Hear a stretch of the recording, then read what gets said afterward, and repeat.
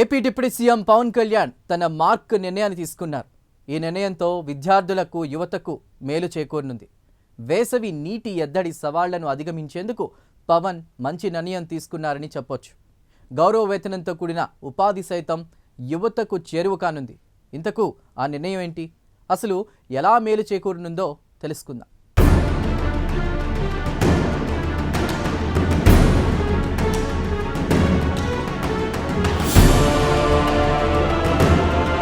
దేశ నిర్మాణంలో శ్రామికుల పాత్ర అత్యంత కీలకం. వారు లేకపోతే అభివృద్ధి సాధ్యం కాదు. శ్రామికుల సంక్షేమానికి కూటమి ప్రభుత్వం కట్టుబడి ఉంది. ఇకపై కార్మికులను కూలీలు అని కాకుండా ఉపాధి శ్రామికులు అని గౌరవంగా సంబోధించాలని సర్కార్ పిలుపునిచ్చింది. కష్టపడి పనిచేసే వారికి అత్యధిక గౌరవం దక్కాలని అంటుంది. డిగ్నిటీ ఆఫ్ లేబర్ అనేది చాలా ముఖ్యమని పవన్ కళ్యాణ్ అన్నారు. కండలు కరిగించి పనిచేసే శ్రామికులు లేకపోతే దేశంలో ఎలాంటి ప్రగతి ఉండదని చెప్పారు. తాము ఓట్ల కోసం కాకుండా సేవా దృక్పథంతో పనిచేస్తున్నామని, మూగజీవాల దాహార్తిని తీర్చడానికి కూడా పంచాయతీరాజ్ శాఖ చర్యలు చేపట్టిందని తెలిపారు. ఉపాధి హామీ పథకం కింద పనిచేసే శ్రామికుల సంక్షేమానికి తమ ప్రభుత్వం అధిక ప్రాధాన్యత ఇస్తుందని డిప్యూటీ సీఎం వెల్లడించారు. ఇందులో భాగంగా ఉపాధి హామీ కూలీలకు ఉపయోగపడేలా ఆంధ్రప్రదేశ్ ప్రభుత్వం కీలక నిర్ణయం తీసుకుంది. ఉపాధి హామీ కూలీలకు 2 లక్షల రూపాయల వరకు జీవిత బీమా కల్పిస్తూ నిర్ణయం తీసుకుంది. ఈ మేరకు state bank of India, AP Panchayati Raj శాఖ అధికారుల మధ్య ఒప్పందం కుదిరింది. ఏపీ డిప్యూటీ సీఎం, పంచాయతీరాజ్ శాఖ మంత్రి పవన్ కళ్యాణ్ సమక్షంలో ఈ ఒప్పందం జరిగింది. మేడే ఉత్సవాల్లో పాల్గొన్న పవన్ ఉపాధి హామీ కూలీలతో ముఖాముఖి నిర్వహించారు. ఈ సందర్భంగా ఉపాధి కూలీలను ఇకపై ఉపాధి శ్రామికులుగా పిలవాలని విజ్ఞప్తి చేశారు.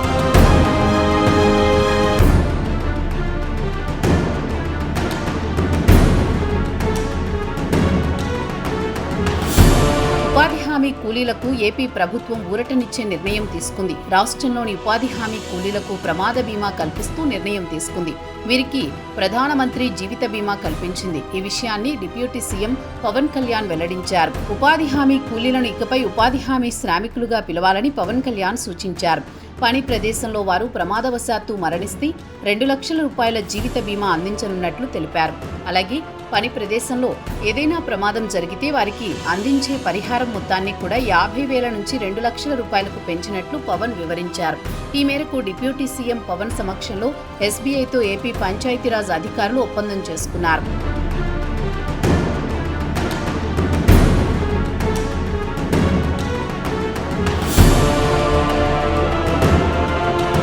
కార్మికుల దినోత్సవం సందర్భంగా మంగళగిరిలోని సీకే కన్వెన్షన్ సెంటర్లో మేడే వేడుకలు నిర్వహించారు. ఈ కార్యక్రమానికి హాజరైన పవన్ ఉపాధి హామీ శ్రామికులతో ముఖాముఖి సమావేశం నిర్వహించారు. వారి కష్టాలను, బాధలను తెలుసుకున్నారు. ఈ సందర్భంగా జాతీయ ఉపాధి హామీ పథకం రాష్ట్రం, దేశానికి ఒక వరమని పవన్ కళ్యాణ్ అభిప్రాయపడ్డారు. ఉపాధి హామీ పథకం రాష్ట్ర అభివృద్ధికి వెన్నెముకగా మారిందని పవన్ అన్నారు.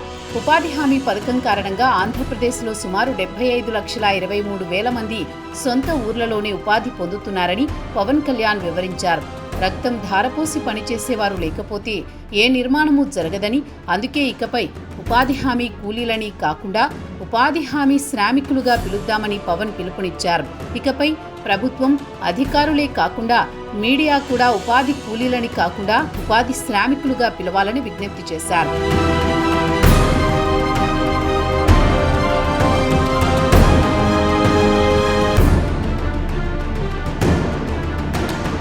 మరోవైపు ఎండ తీవ్రత కారణంగా చాలా మంది ఉపాధి శ్రామికులు ఇబ్బంది పడుతున్నారని పవన్ అన్నారు. ఉపాధి శ్రామికులు ఉదయం 11 గంటల్లోపు పనులు పూర్తి చేసేలా చూడాలని అధికారులను ఆదేశించారు.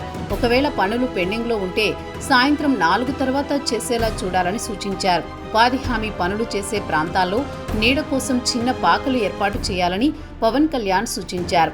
ఓఆర్ఎస్ ప్యాకెట్లు అందుబాటులో ఉంచాలని సూచించారు.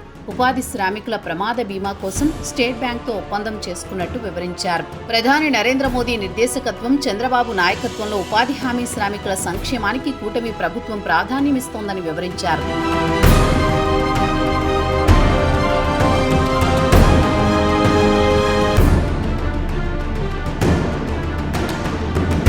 ఇదిలా ఉంటే రక్తం ధారపోసి పనిచేసేవారు లేకపోతే ఏ నిర్మాణం జరగదు. ఇప్పటి నుంచి ఉపాధి కూలీలను ఉపాధి శ్రామికులుగా పిలుస్తాం.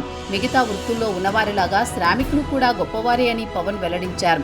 ఈ ఏడాది 1,55,000 ఫామ్ పాండ్లు నిర్మిస్తామని తెలిపారు. 1,00,000 ఎకరాల్లో పండ్ల తోటలు పెంచాలని లక్ష్యంగా పెట్టుకున్నామని తెలిపారు.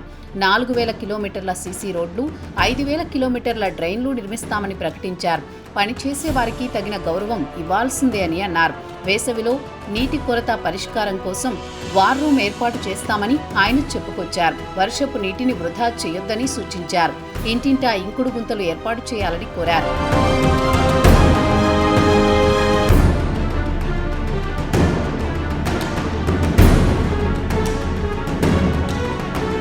ఈ క్రమంలోనే రాష్ట్రంలో నీటి ఎద్దడి సమస్యలను అధిగమించేందుకు పవన్ కళ్యాణ్ కీలక నిర్ణయాలు తీసుకుంటున్నారు. అధికారులకు పలు కీలక ఆదేశాలు ఇచ్చారు.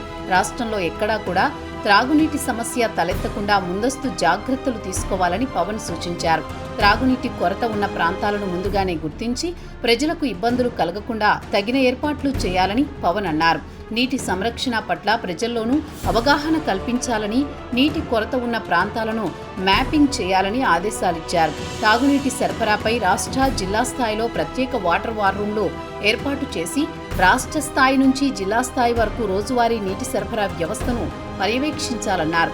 ఒక్క చుక్క వర్షపు నీటిని వృధా చేయకుండా ప్రణాళికలు సిద్ధం చేయాలని, వర్షపు నీటి సేకరణపై ప్రతి ఒక్కరికి అవగాహన కల్పించాలన్నారు.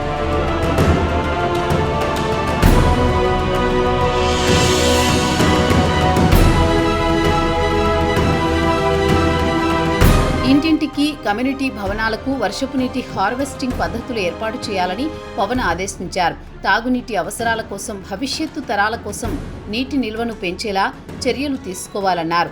ఉపాధి హామీ పథకం ద్వారా వర్షపు నీటి సంరక్షణ నిర్మాణాలు ఏర్పాటు చేయడానికి ప్రభుత్వం సిద్ధంగా ఉందన్నారు. ప్రతి గ్రామంలో ఫిల్టర్ బెడ్లను పరిశీలించి అవసరమైన మరమ్మతులు చేసి శుద్ధమైన నీటిని ప్రజలకు అందించే ఏర్పాటు చేయాలని సూచించారు.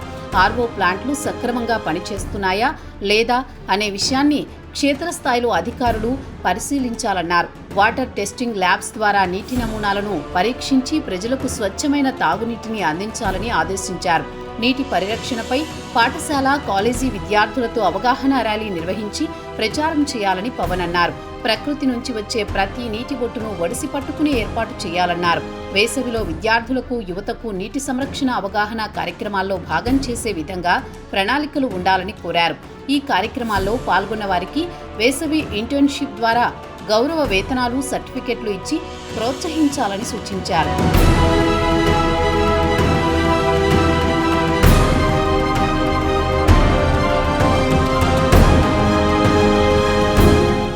గ్రామాలే దేశాభివృద్ధికి పట్టుకొమ్మలు. పవన్కు పల్లెలంటే ఇష్టం. గ్రామాలు బాగుండాలని నిరంతరము ఆకాంక్షిస్తారు. శ్రమ విలువ తనకు తెలుసు కాబట్టి ఉపాధి శ్రామికుల విలువ తెలుసు. కండలు కరిగించేవారు లేకపోతే కట్టడాలుండవు, హరితహారాలు ఉండవు. అందుకే శ్రమపడే వారిని, దేశాన్ని, రాష్ట్రాన్ని నిర్మించే శ్రామికులుగా గుర్తించాలంటున్నారు పవన్. కార్మిక దినోత్సవాన మిమ్మల్ని ఉపాధి కూలీలుగా కాకుండా దేశ నిర్మాణంలో చెమటోడ్చే శ్రామికులుగా గుర్తిస్తున్నామని తెలిపారు. జనం నాడి తెలిసినవాడు నాయకుడు. ప్రజల కష్ట సుఖాలను తెలుసుకుని వారి దాహార్తి తీర్చేవాడు మహానాయకుడు. AP deputy CM Pawan Kalyan ప్రజల సంక్షేమానికి పెద్దపీట వేస్తున్నారు. ప్రజలే ముందు, ఆ తరువాతే అన్నీ అని అంటున్నారు. కష్టజీవుల కన్నీళ్లు తొడవడమే తన తొలి కర్తవ్యంగా భావిస్తున్నారు పవన్.